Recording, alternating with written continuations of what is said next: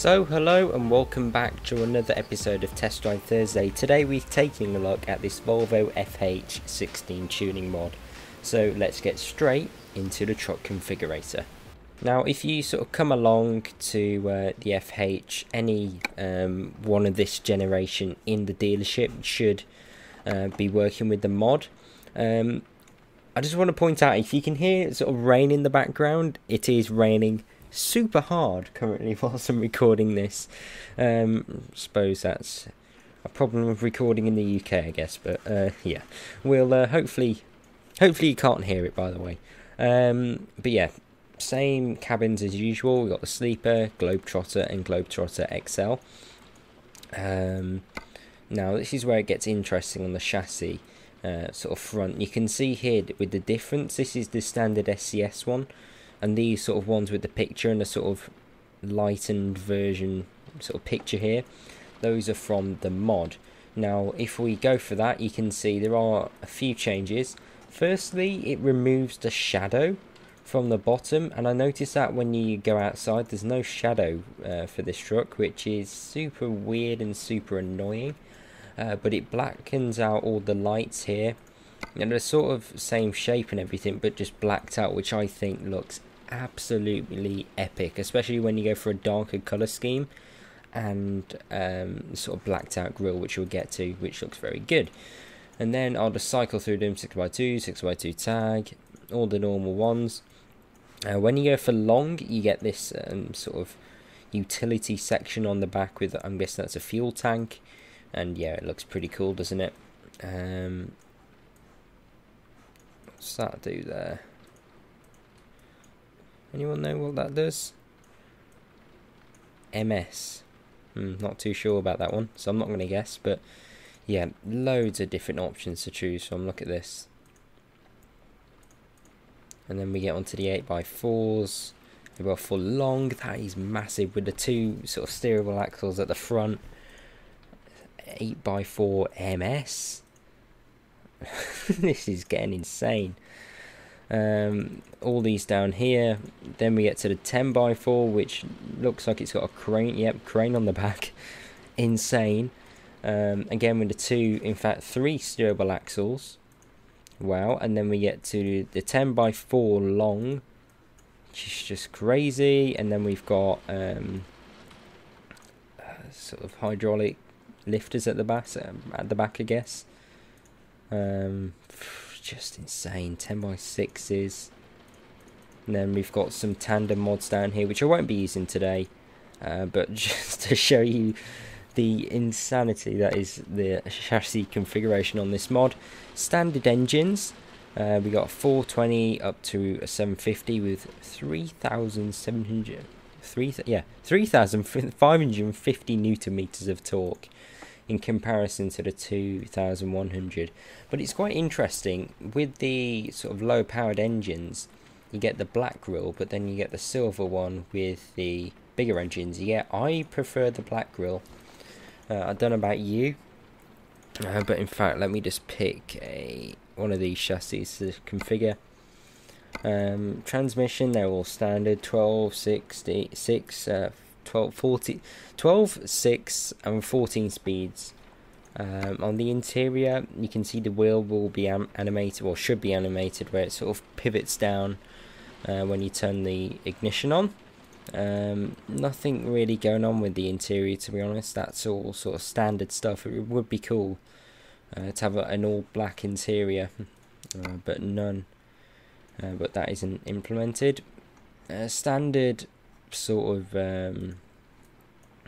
skin tier. It's good how these are all working properly with this extra section on the back. They look very cool. I believe that comes with this mod, this skin here. But yeah, quite nice paint schemes. If we just pick a white whilst we're configuring, let's go for this silver.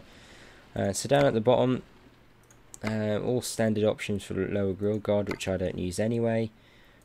Twister with hook. So I'm guessing that's if you taking a really heavy load, you can have, obviously you're not in the game, but you can have 2 trucks sort of connected together, like a road train or something in Australia. But we don't really get that here in Europe. This is where you can change the grille, which I find really nice. You got the, let's remove that, grid 1 paint, chrome, which does look good with black, I have to say. When you get outside and you got some chrome wheels, that does look pretty good. Grid 2, grid 3, grid 4, grid 5 paint, grid 4 paint, sorry, and then grid 4 chrome. So nice options there. Moving on up, you've got a stone guard, which I don't like, to be honest, even though they are functional. You got some funny stickers on there. Do they light up? Not too sure, but yeah, very nice. You also got them there as well if you want. In fact, you can't remove that. That's weird. Once you put them on there, you can't remove them. You got the mirrors, side mirrors, all usual stuff. But you can make that chrome, which I don't believe you can do normally. We've got the decal up here. They do light up, I believe. But yeah, that is nice up there. We got this massive sort of glass panel up here, which I really do like on these trucks. But again, standard sort of light bars, standard beacons, some more text on the back if you wish. Moving down the side, you have got obviously the protection guards. You can add some lights up on the top here if you want, which are pretty nice actually. They're done pretty well. I like them a lot. You got the crane, which you can remove. Oh, in fact, no, you can't remove. You can paint the wheel arches, and then you've got a sort of a cover down here, which, as you saw in the intro, looks very good outside, I have to say, in the metal finish. Around the back, you can't actually do anything. On some of the other sort of configurations, you can mess around with the back, but this is all sort of pre-built for heavy-duty crane lifting. On the inside, you can't really do anything. That isn't sort of already in the game. Nothing really going on here. So yeah, that's the configuration side, for this mod. So now I'm going to do a time lapse of me building this truck to my spec.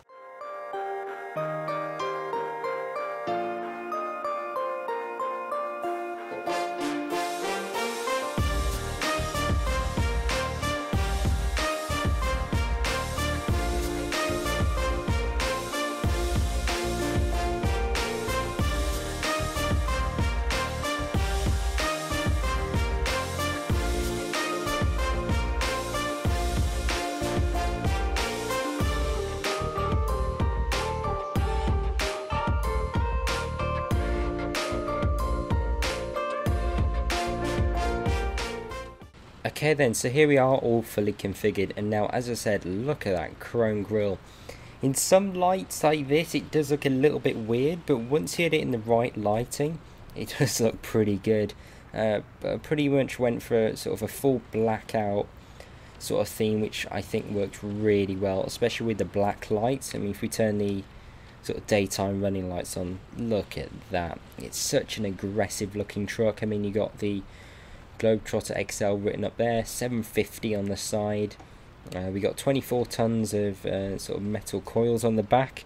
This is with the chrome DLCs, you can see here, with the cool lights, which I really like. Around the back you can see we got the indicators up there, which are very nice. Also a chrome sort of exhaust stack.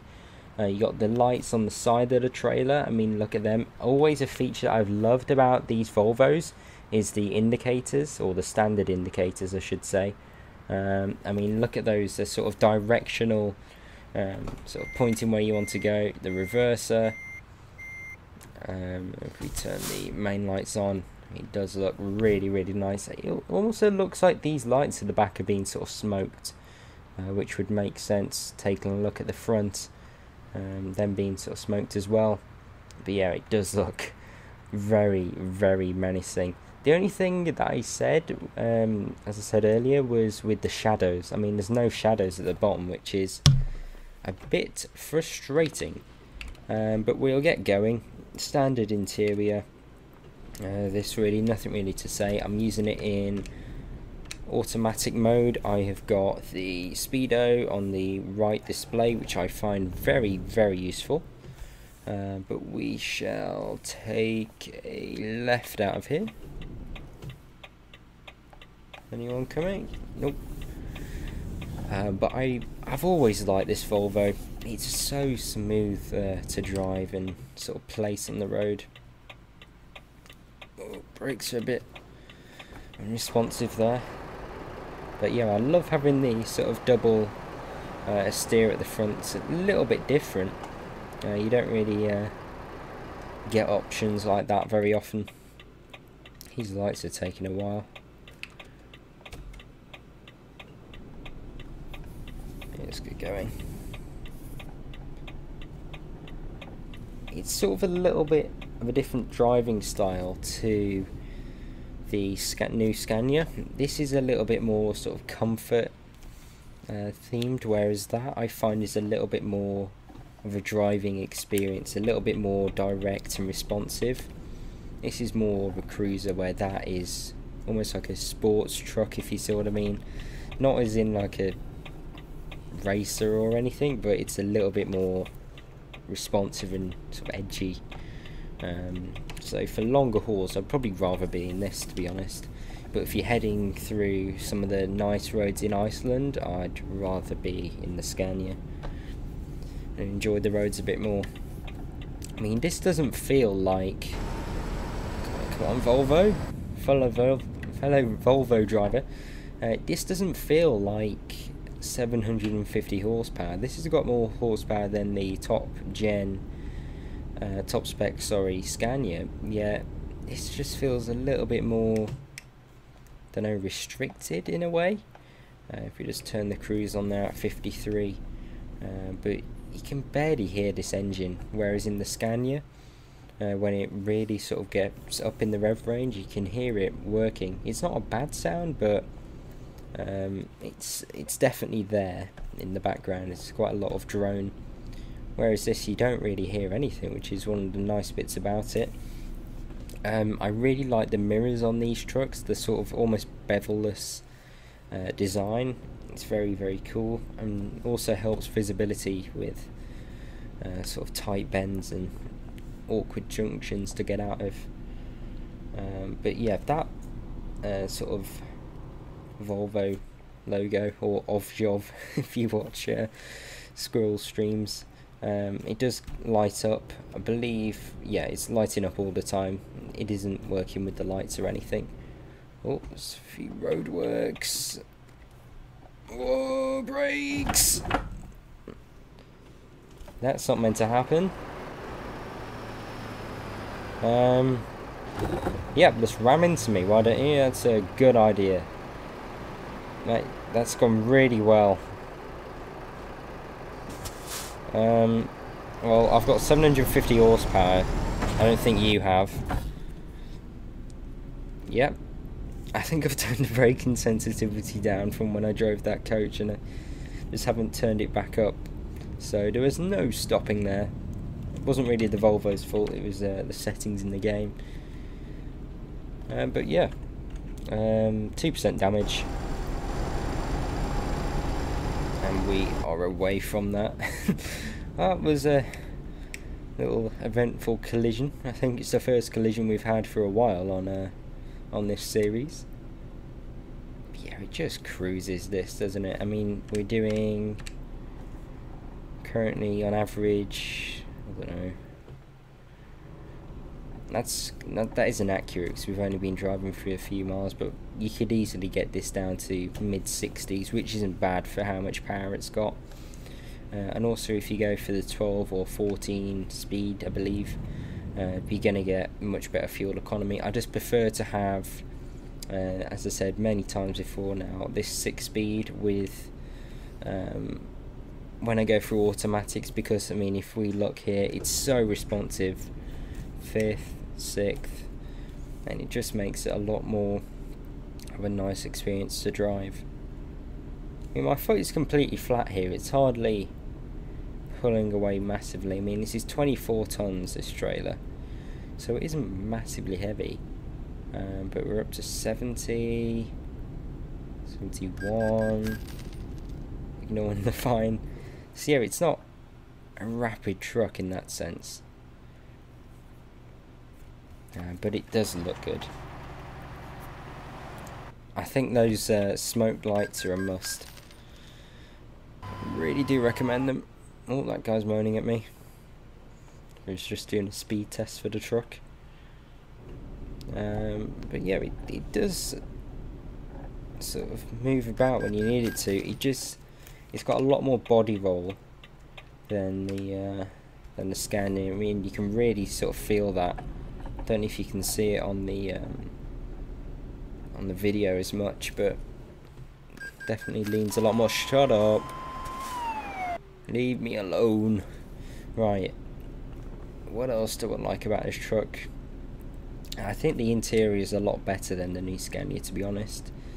I'd say probably the screens are better in the new Scania, but the overall sort of design of this is a lot more sort of probably modern, really. I mean, it's a lot more simple, clean, whereas the Scania is sort of filled with buttons, which it's not a bad interior, but I think it could be a lot more cleaner in that sense, which is where I like this. I just wish this mod had a few more interior sort of themes, or maybe like a full black interior, like red stitching or something.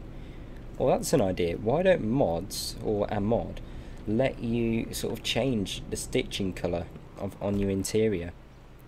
So you get to choose your interior colour, then you can sort of choose the stitching. Maybe if you got like an orange truck, for example, you can have a black interior, an orange sort of contrast stitching. That'd be really cool. I'm not sure why no one's done that before, to be honest. But yeah, we're just coming into the town now. I mean, it does corner this, but I don't think it'd keep up with the Scania if you found a really twisty bit of road. It's just so quiet, which I like. There's hardly any wind noise or anything. Why are there so many random events? I'm not too sure what's going on there. Wow. Give me a ticket as soon as the speed limit drops.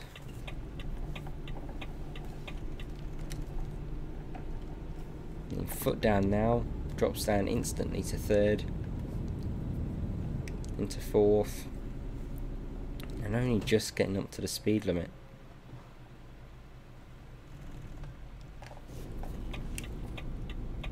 Hold on. I think part of the reason why it's so sort of darty on this road, this sort of particular truck, is because of the two steering axles right at the front. Really does turn in this.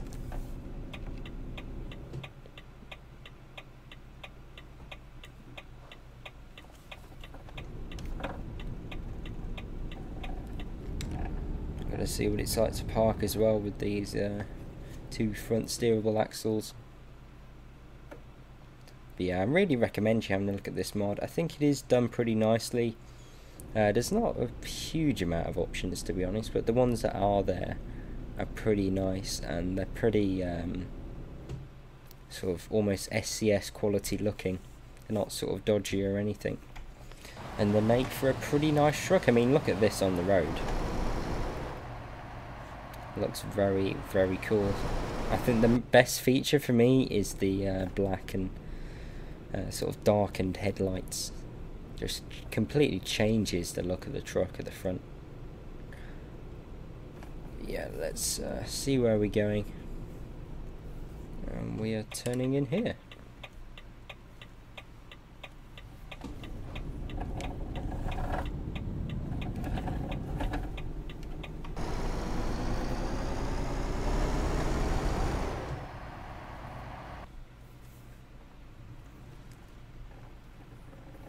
Right down the end, which is really difficult, especially when you got a truck that is this long.